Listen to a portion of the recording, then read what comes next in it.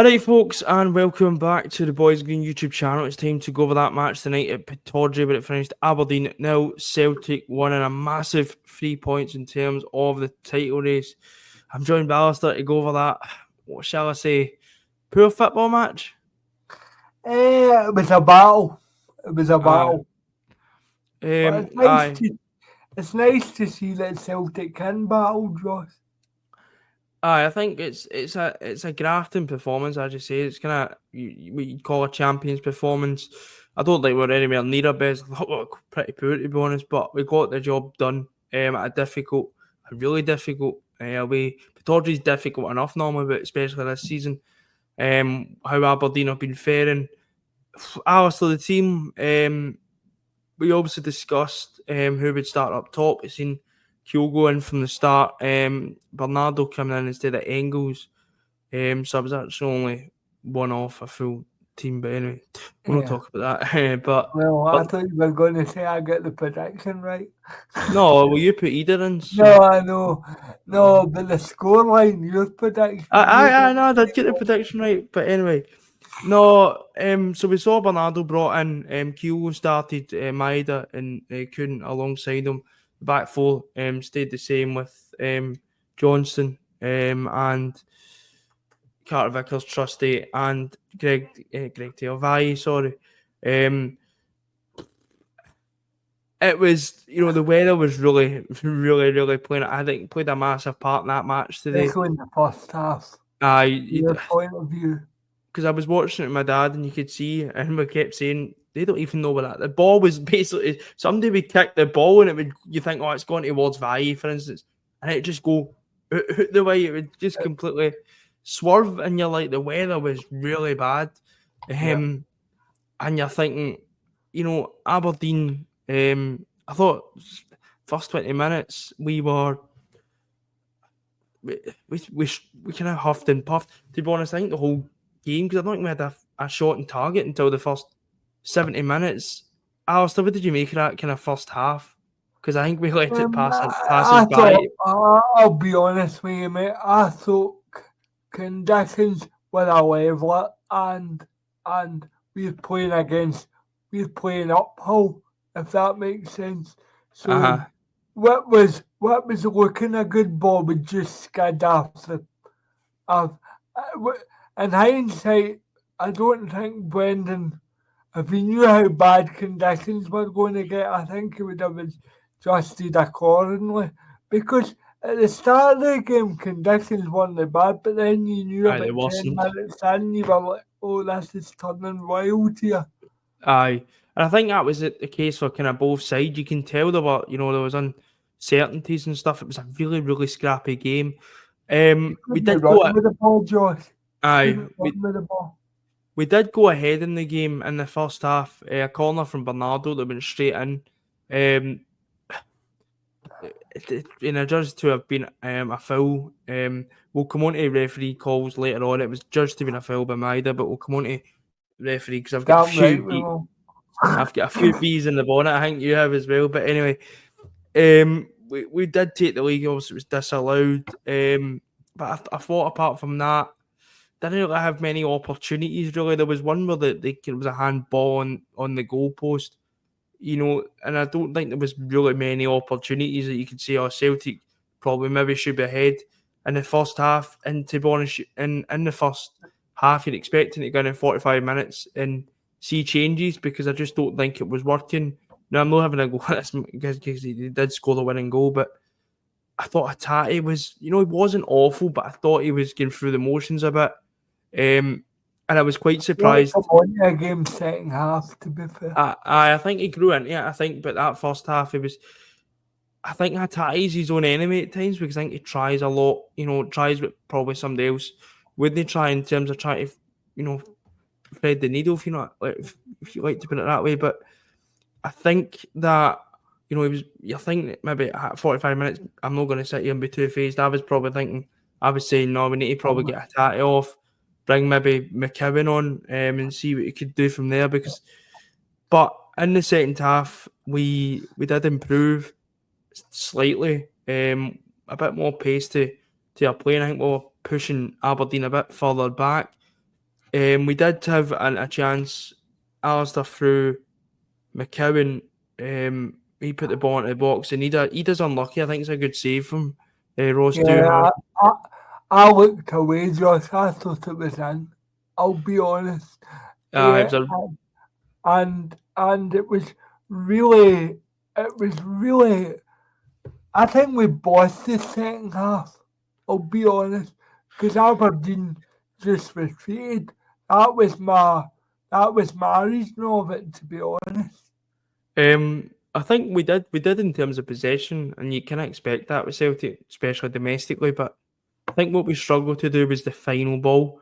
The ball was getting, when we did get the ball up the park, it was a real struggle to try and get that final. I thought we're really overplaying it at times. It got a bit side to side, didn't it, really? I go a bit side, because my dad actually said as well, it was similar. I thought at times it was similar to Rodgers in his first spell, maybe that second, when it was just side to side, side to side, back. See, similar to Bruges in the first half. Yeah. I thought it was kind of like that. I thought we had a lot of the ball, but I don't think it was. I think it was safe possession, if you know what I mean. I don't think it was possession. It was kind of a great threat, but Ida came close. Yeah. And then we get a few chances after that. There's a few blocks of saving there. Doohan has pulled off some really good saves. Doohan, even though we were poor, Doohan was probably their best player. And you're thinking, oh, here we go, he's coming back to honors. Obviously, former Celtic player, but no, he did credit where it's due. Doohan did play well. And I was quite surprised we brought either on and McCowan on, no, but I thought taking Bernardo, I was a bit surprised at that. Yeah, that was the one that surprised me. I thought, I'm not having a go at Attack again, because I really do like Real Attack. Thank God they never took him off. Well, in hindsight, thank God now. But even Aberdeen had a few chances as well. Leighton Clarkson, he needs to do a lot better with that. He's got a decent amount of time, and he nearly hits the corner flag with it. That was the best chance per mile. And I think that was the difference, because obviously we end up getting the goal 12 minutes before the end. Hatate, good ball from Taylor, in all fairness to him. Great ball. He's come up with a lot of criticism, right? And he's not everybody, me included as well. He's not everybody's cup of tea. But the one thing I will say about Greg Taylor is he has stayed professional, and maybe he's not moving. Maybe he is going to leave, right? But he has stayed professional, and that's what I'm not his biggest fan either. But I do respect that. I think you see that when players are in the last year of the contract, where they're like, I'm not going to be in next year, so why should I try? They are, basically. But Greg Taylor, in all fairness to him, is trying. Now he's got his limitations. I think everybody knows that, but I think he's still doing well, and if he wants to leave at the end of the season, as long as he puts his heart and soul into this season, that's completely fine by me. And if he can do stuff like that, then I do think sometimes it's a hard one too, because I do think some people, he does get a bit too much. I think he's a whipping boy at times. I think he's limited, but I don't think he's as bad as maybe some people make out. He's no John Joe Kennedy, basically. No, we've had a lot worse. We've had a lot worse than Greg Taylor. Alexandro Bernabeu, we spent £4 million on him. So that's what I'm saying. I'm not saying that Greg Taylor's the best thing to slice bread because he's put a decent ball in. I'm not saying that, but I just think I've been looking on Twitter now, some of the criticism. It's not just about his ability. I think it's personal sometimes as well, which I don't personally like. I'm going to call it out, Josh. It's because he's not from a Celtic supporting background. I don't know. I think it's also because he's not got this. No, he's not. I'm not saying it. I think he's got his limitation. I think he will leave it in the season. I think he's, don't get me wrong, probably on Saturday we'll be shouting the ball at him. But, I hope people do give him credit. Greg Taylor and a 3-year deal. What I have seen, he's getting the credit he deserves because it was a brilliant ball. And the finish from Hatate, that's the difference. I'm sorry, but that is the difference from Celtic and the rest of the league. And that's what frustrates me a lot about Hatate, because and that's what I said as well when I was watching it. He's got that in his locker, and that's what really, because I was my dad about that. He's been slating. We've been slating him the whole game. And I'm like, that's why though, because I know he's got that in his locker. Did you think of me? I bet you did. I don't even know. I just thought, thank fuck, in all honesty. But we got the goal and we just seen it out. There was only one probably last notable chance in the last seconds. Soccer in the box, and it's Trusty slips quite poor. The weather probably something. He did say that in his post match, him and Vickers, that had something to do with it. So I can give him, because I thought the defence, apart from that, didn't really put a foot wrong. But the Cameron Carter-Vickers, I'm honestly, he is. We always talk about is the best defender we've had since Van Dijk. I will go as far as saying, and I'd go one further. Now Van Dijk's, but if you compare how good Van Dijk was at Celtic, no, to forget Liverpool and whatever else, he is better than Virgil van Dijk was at Celtic. I'm not having it. He's the most consistent type of defender. I don't care. I don't care. A defender's a defender. If they can defend the box and stuff like that, that's all I care. He is the most consistent centre half I have seen at Celtic. He never puts a foot wrong. Against Bruges, he scored that fucking comical goal. He made up for it tonight, by the way, because I'm telling you, we don't win that game without him. And I said that after the game at Celtic Park. We win that game with Cameron Carter-Vickers is because that collapse does not happen. Yeah. And it was phenomenal. Even in that last, it came alive in the last kind of, last 10 minutes. There was a tackle he done in Morris and just sent him at the park. Yeah. And I'm like, this guy, and he just was getting everywhere. He did give me one heart attack moment. I thought he pulled his hamstring and I was like, oh God, no. But he is the best defender in Scottish football. There's no doubt about that. I'm sort of like, there's no who's the competition. John Suter. Probably. Plus their skills. But I was so happy with his performance tonight. I thought it was phenomenal. I thought Alistair Johnston ran him very close.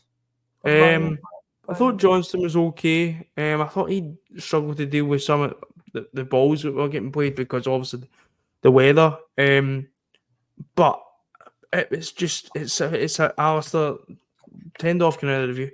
It's a phenomenal 3 points. Let's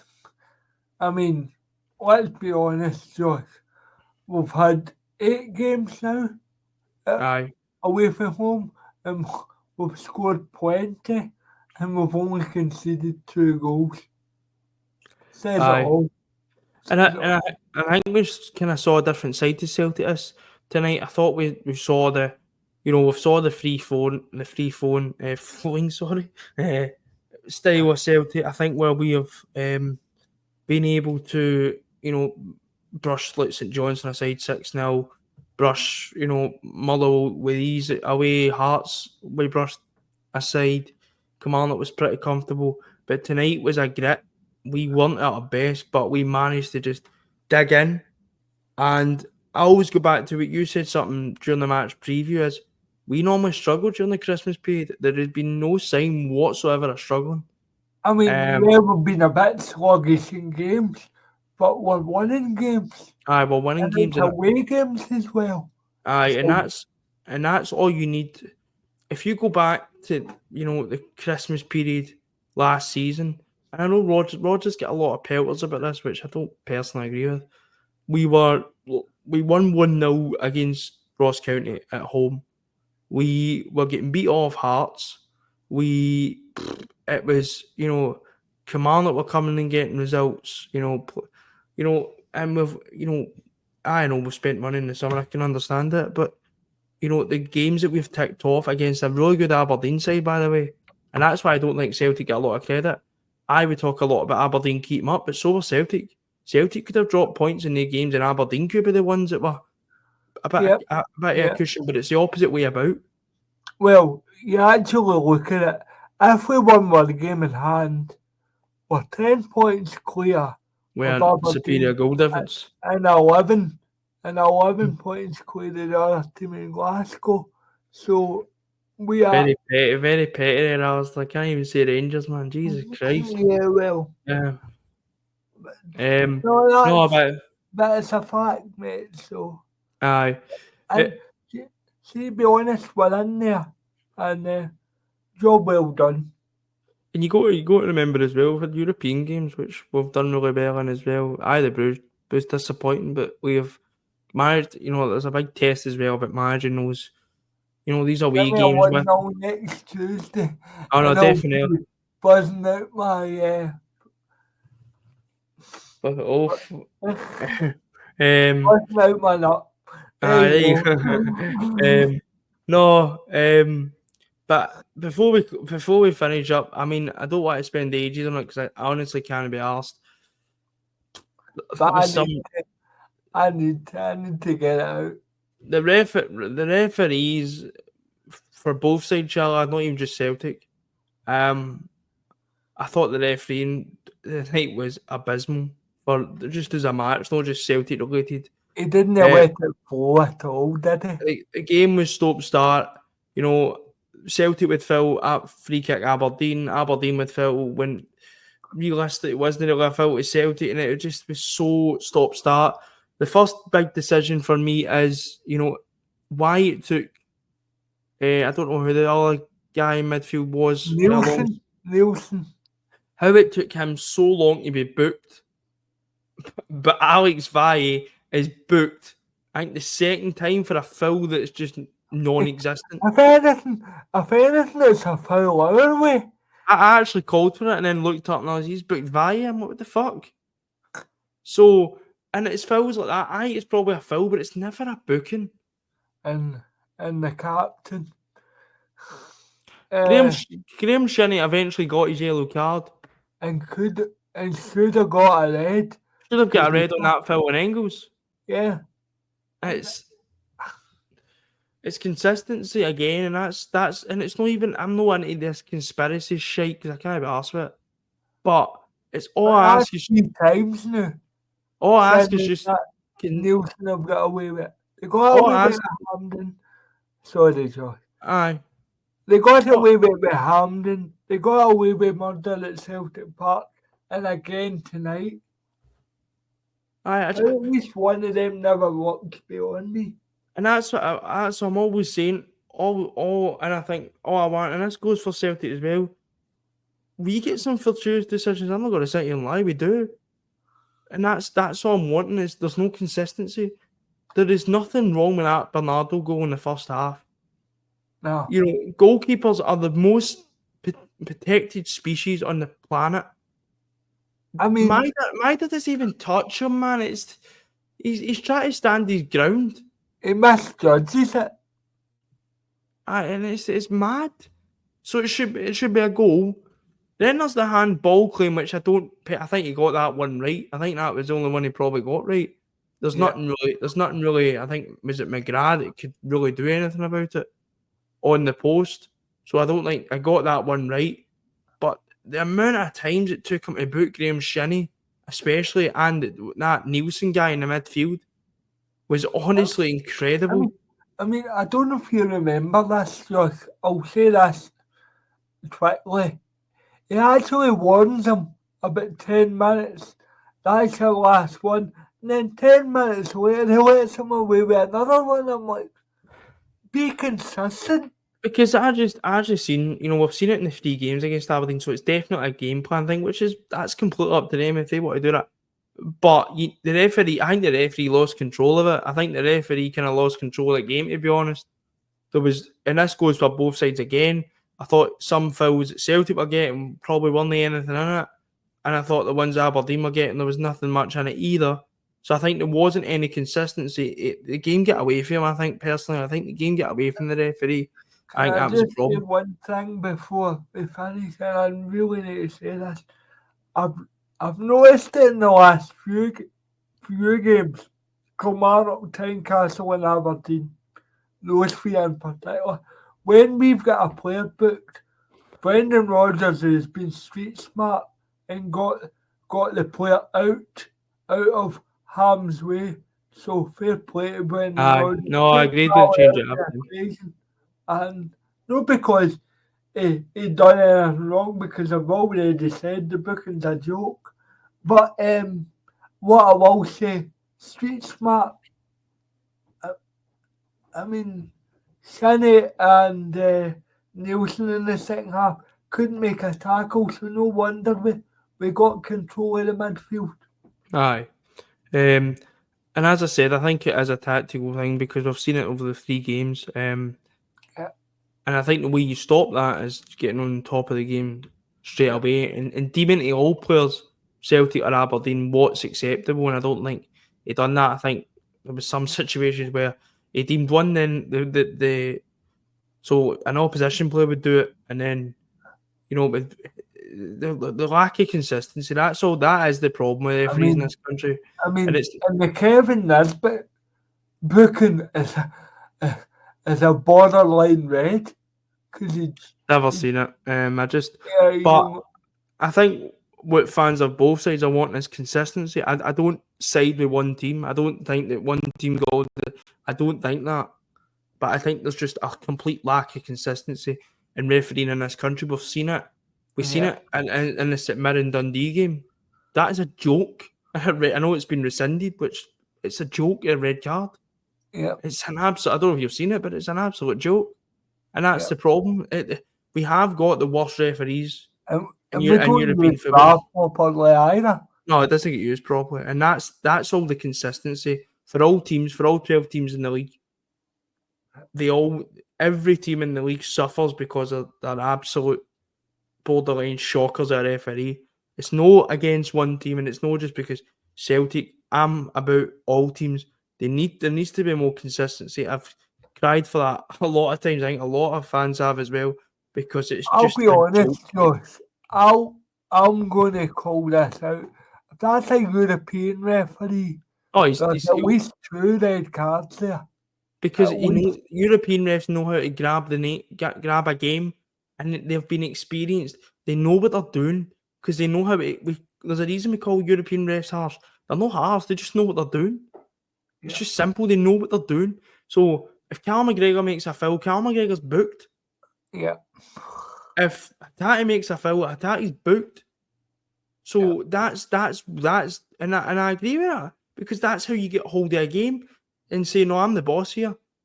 You know, you do it again, you're off the John park. Roberts never done that all night. No, he never. Aye, no, he completely lost it. In terms of lost the flow of the game and lost how to referee properly. But rant over about referees. But I think it was perfectly justified after the decisions. Or just the whole refereeing performance, even decisions. The reason we're going mad about referees is 3 games now against Aberdeen, and every one of them has been like that. Aye. Because and it's the thing is you're getting it's like for the whole league you're getting one really bad decision a week now. And then but then you've got Rolly Column and it's like a showbiz thing to referees now. Oh, look at me on the VAR show and you're like, we God, like just fix the referees. Your referees are doing their job properly. You wouldn't need a VAR show. Fucking VAR show, what the anyway. Alistair, who would you be a man of the match? For me, there's only ECV. one. I think I'd go with that as well. I think it was phenomenal. Honestly, I ran out of words for the guy. In the first half, did Michael have a save? A real save? No, I don't actually know. You're probably right there. No, but CCV was absolutely phenomenal. I thought he held us together at points, but that's what he does. And that was first season's Cameron Carter-Vickers. That's just Cameron Carter-Vickers altogether. I don't think you can we talk about like seasons now. I just think that's what since the day he's walked in at Celtic Football Club, that's what he does. That is what Cameron Carter-Vickers does. And you know what? See when he made that mistake, I thought we'll be fine because he knows what he bounces back like that. It doesn't faze him. It doesn't. Yeah. It doesn't. See if that's somebody else. See if that's a young defender, they'll probably think, "Oh no," but he's just like no one. And City Boys against Bruges after that, he was fine because I knew he'd be all right. That took balls actually after the Bhoys game to continue playing like that. That was a touch of class. Aye, definitely. But I thought it was phenomenal. But that's gone a bit for post-match reaction following Aberdeen 0, Celtic 1, which saw Celtic stretch their gap to at the top of the table. 7 points with a game in hand. We're back through the week with build-up to the weekend's game at Celtic Park against Hibs. Until then, speak to you later and hail hail. Hail hail.